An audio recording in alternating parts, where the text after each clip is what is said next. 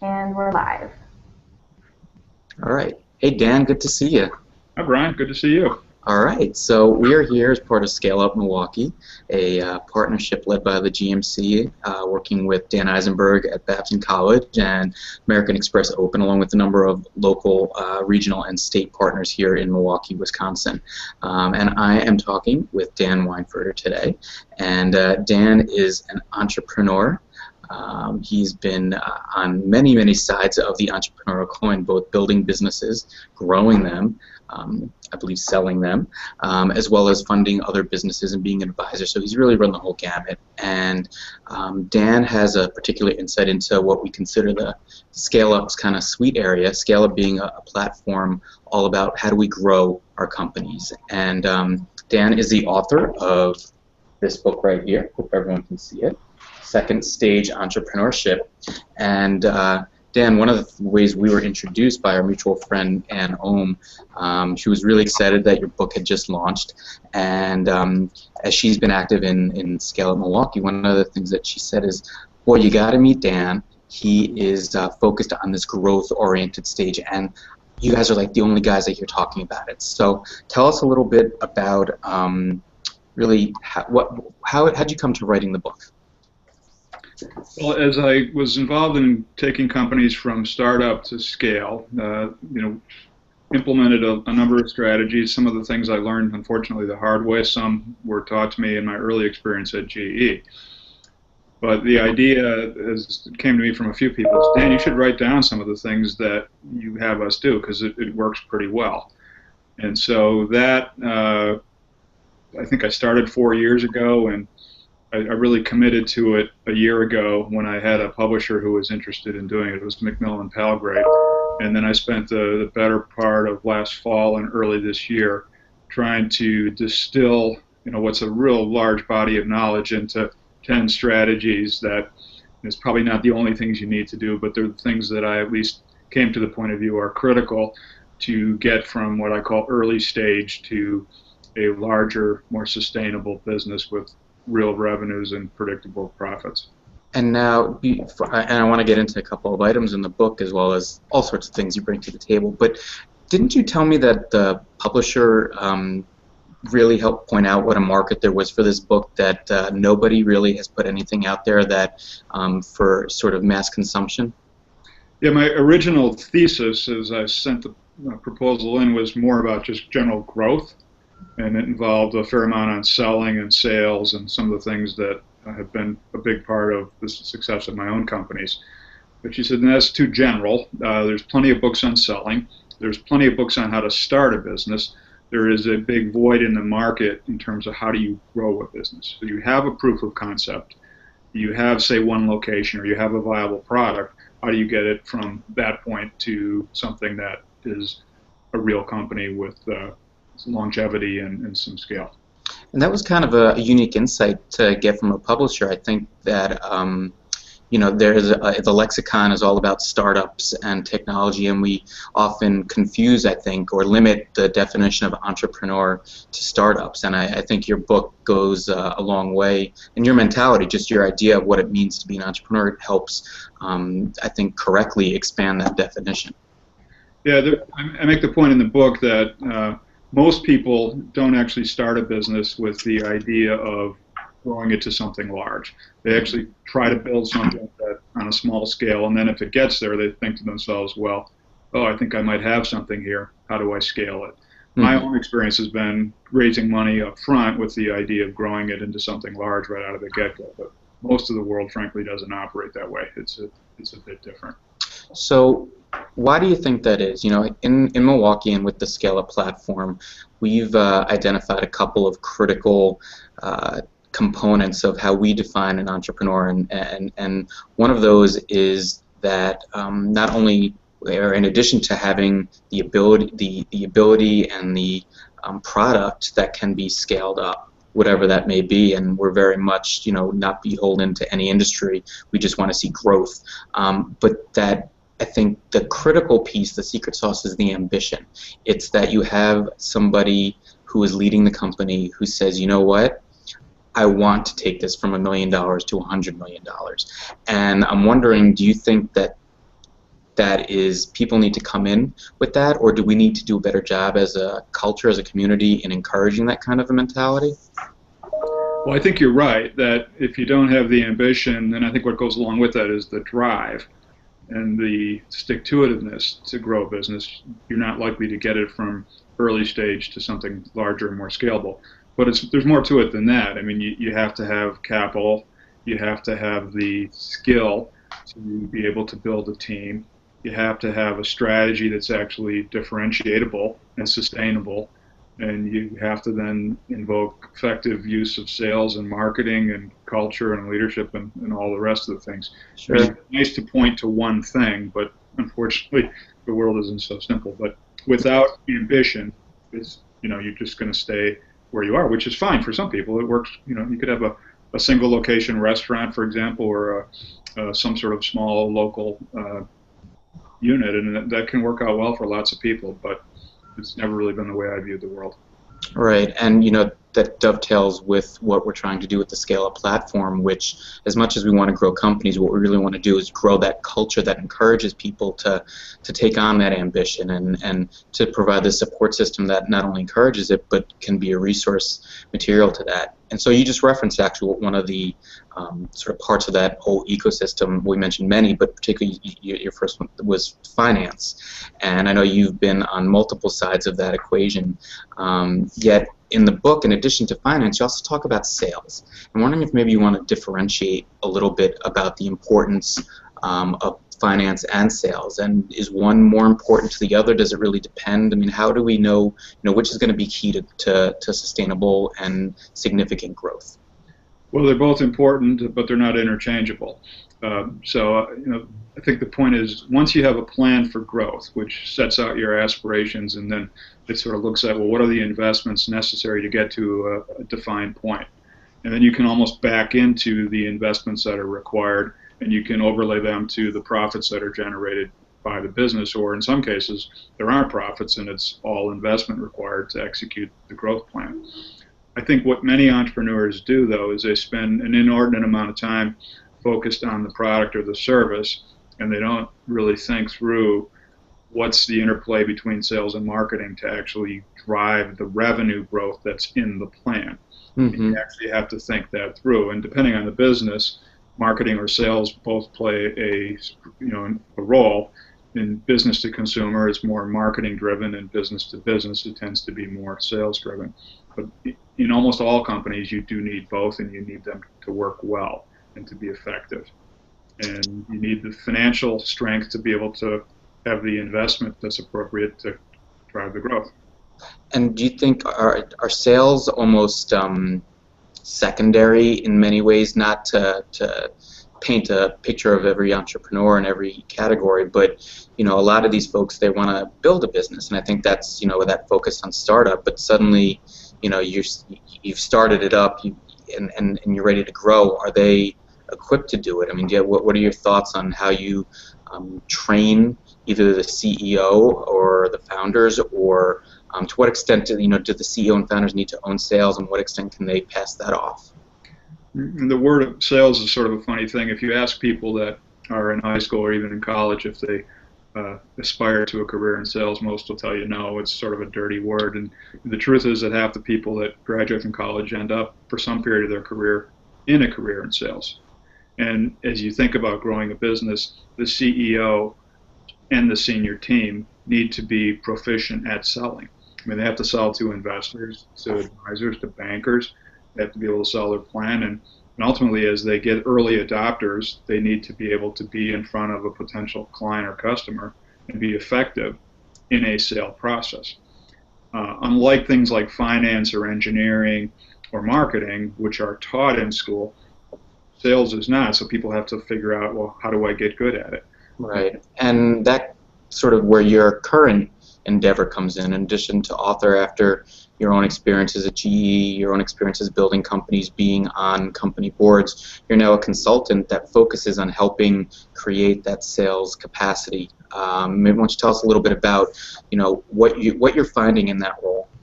Well, I think successful companies have figured out both how to hire people who are going to be capable in the sales role as appropriate for that company. So they find skillful people, but they also put a process in place so that it's not just one person. It scales to the level that is necessary to achieve the overall plan. And so when you look at examples in the book, companies who may have had a viable product, but then they figured, okay, now I got to sell this and I have to do it in this limited period of time. How am I going to build a large enough sales organization to capture the market opportunity while it's here? Right. So how important do you find, whether it's dealing with your own clients or just in general in your observations, that the founder or CEO, the leader, or small group of leaders, so someone whose job is not sales, but the CEO to be sort of the lead salesperson? I think we've heard some different takes on that, oh, well, we can hire someone to do that or whatever, but it sounds like what you're saying is even if you don't consider what you're doing sales, you better be ready to be a salesperson. And I guess a follow-up question to that would be, if you agree with that, is how do we train them? Are there any suggestions that you have about if we can make that a best practice? Well, so that's a complicated question. Let me see if I can handle it in a couple places. So not everybody is wired to be great at selling. I mean, it's just the way the world is. So, I mean, the classic example is a very technically oriented person is not typically endowed with the behavioral DNA to be really great at selling. So that's a given. However, my view is they at least have to be credible and reach a reasonable level of proficiency. And how do people take that message when you share that with them? I mean, are they receptive to it? Do they fight you on it? I think most people are receptive to it. I mean, if the situation was reversed and you told me I had to be in a highly technical role, I'd say, well, it's just not the way I'm wired. I can't do it. We all have certain personality characteristics that are given to us, and we're not likely to be able to change those. But you can learn things at least a base level. If you are a CEO, for example, you do need to be able to sell the vision of what you think is important to your group of employees. It's selling. Mm-hmm. And it may not be that you're energetic and vivacious and all of the other things that go along with being effective in selling, but at least you have to be able to understand the other person's point of view and be able to communicate a message that resonates with the audience that it's intended to be. Right. So I think you're familiar with, we did one of our pilot programs was to run the Scalerator, where we took companies that are past the startup stage and what can we do to provide them with resources, knowledge, information to grow their companies exponentially. So we're talking companies between $500,000 and $10 million in revenues that aspire to be a $100 million company, that 20% growth a year. And a major focus was sales, and it was really eye-opening that the folks had spent such tremendous amount of time, resources, energy building the company that it was almost secondary. They think about, boy, what do I do once I get there? And I think that's really what your book, is a unique resource about helping provide. Yeah, just to further think about selling. So one of the ways that people can get better is just to understand how buyers behave. And that's something anybody can grasp.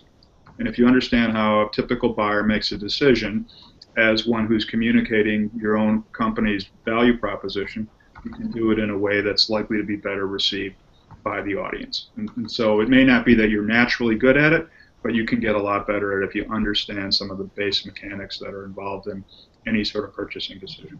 Right.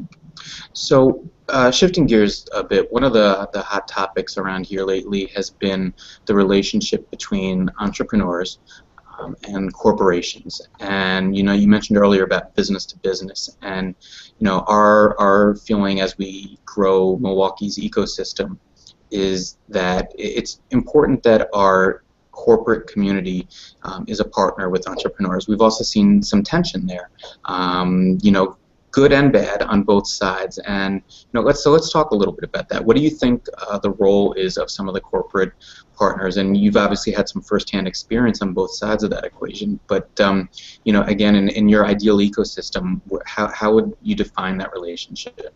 Well, the ideal ecosystem and the way it really is are different. Most companies, their purchasing areas are charged with reducing the number of vendors, not trying anybody new, and really sticking with folks that can support them around the world. And just, is that is that a bad thing? And not in terms of their bottom line per se, but maybe their long-term bottom line. Are they, I don't think anyone will tell you that corporations should reach out to local entrepreneurs to be good citizens, but for their bottom line is where it's at. And yet, are they, where's the value statement to those corporations for reaching out to these entrepreneurs? Well, I think it's probably a fair statement. This is an overgeneralization, but big companies tend not to be great at innovation, for example. Mm-hmm. Part of the process of being large is you get something to a certain point and then you push it through your channel.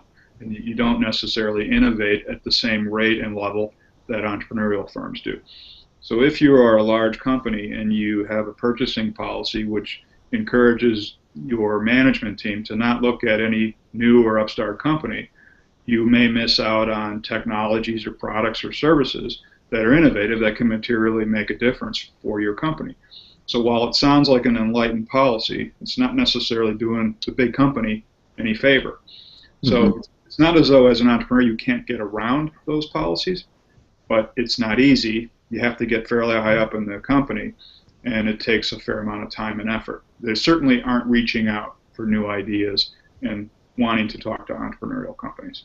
You got to figure out how to force that conversation and convince them that what you're offering is different than what they can get from any sort of established vendor. Right. And so our friend Ann, who we talked about earlier, she tells a story that when Harkin was really getting launched, that they were working with a corporate partner, and it took an insane number of meetings. I mean, 200 sales calls. Yeah, and what? And I don't mean to say what could she do differently, but what can we learn from there about both the message to entrepreneurs, is it one of tenacity, and the message to the corporations about the entree point? Because on the flip side, the corporations don't want 500 entrepreneurs reaching out to them. That's a full-time job for a staff of 10. So how do we strike that balance, and what can we as a community do to help it? So just answer all those questions in one sentence or less. No, I'll try. Okay. No, I can't, but I can maybe do it in 2 or 3. All right, I'll take that. So I think first and foremost, you need a differentiated product or service that in fact is different. And you need it to be able to provide some sort of value to a client that they can't get through other methods. Otherwise, there's no reason for them to go with a vendor that they're not already using. So I think in the case of Harkin, for example, they truly had something that didn't exist through any of the established vendors that most of these firms were working with. But then your point of ambition and drive and perseverance, it isn't easy to break established behavior patterns. Big companies and most people don't really like to change. So you have to figure out how to communicate your message and how to get to the people you need to get to in a way that they're going to listen. And that takes time and effort and ingenuity and in some cases just dumb luck. And maybe all of the above in order to get your message heard by a big corporation. Right. So talking now about the companies that you started or have advised as they started, did they come up with the product first? Did they have a customer in mind? You hear these stories about people with their great ideas, and the idea precedes the client, and if you're lucky, it'll hit. But how important is it to sort of actually know what the potential client's needs are, not just assume you've got a great product and here it comes world? I think every entrepreneur starts with a point of view that whatever they're doing is different and somehow better. I mean, otherwise there wouldn't be a great interest to start a company. So I use the example of Novo Recruiting. The CEO and founder, Cindy Lou, a Milwaukee-based company, believed that the way big companies do recruiting was broken. And so she devised a strategy that was different than what everybody else does and took that to the market. Now, sometimes what the entrepreneur thinks and what the market thinks aren't the same. And so I think the message needs to be heard is that you may have a point of view, but you do have to repeatedly test that to see if what you think is actually validated by the market.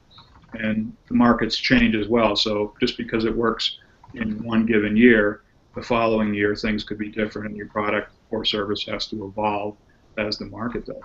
But it's a little bit of both, I think. Right. You have a review and you then validate it and sort of own it as you go. Right. Great. So Dan, we're going to wrap up in a minute or two, but I would just point out you also are a guest lecturer at University of Chicago, correct? I've actually been at Kellogg. Oh, okay, Kellogg. My apologies to all Right, the they're both terrific. thousands of Kellogg fans out there, although University of Chicago might want to grab you as well. I'm curious what you're hearing from the students as they get out there into the entrepreneurial world. What is it that they're hoping to do, and is it different than when you started out a couple decades ago? Well, when I started companies, I had come from a pretty good career already in large corporate America, so I guess I had a different point of view than folks that are typically in business school, who tend to be in their mid to late 20s. Most of the people that I've met that are in these entrepreneurial programs are focused on creating some sort of product or service that's technology-based, that's new and different. And at the stage that I'm talking to them, which is in their coursework, they're really focused on the product or the service.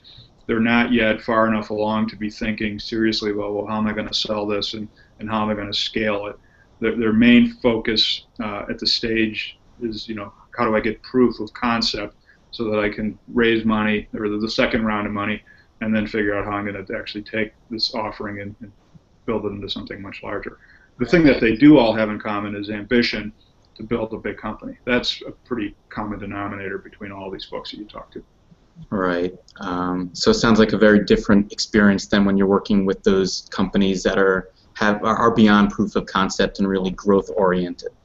Yeah, there's an example in the book of a brew pub, Founders Brewery in Grand Rapids, Michigan, and for 10 years the entrepreneur ran a brew pub. And then finally, when he got some capital and rebranded his products and had something that was remarkable, is when his growth really took off. But I don't think on day one he had visions of running the fastest growing brewing organization in the country. Right. He has right now. But the thought evolved, and he was really quite capable, and he was also fortunate. Great. Well, Dan, I'll throw this out. We plan on doing another Scalerator next year in 2014, and I want to extend an open invitation to make sure we get you up here to meet with our next round of Scalerator participants, as well as a larger group of entrepreneurs here in Milwaukee. I think that your interests dovetail wonderfully with the whole Scale Up platform, and really appreciate your time today. Thank you. I would be thrilled to be part of that, so just let me know when it is, and I will make time to be there. Sounds good. All right, Dan. Have a great afternoon. You too, Brian. Thanks. Bye. Happy Thanksgiving. Thanks. You too. Bye-bye.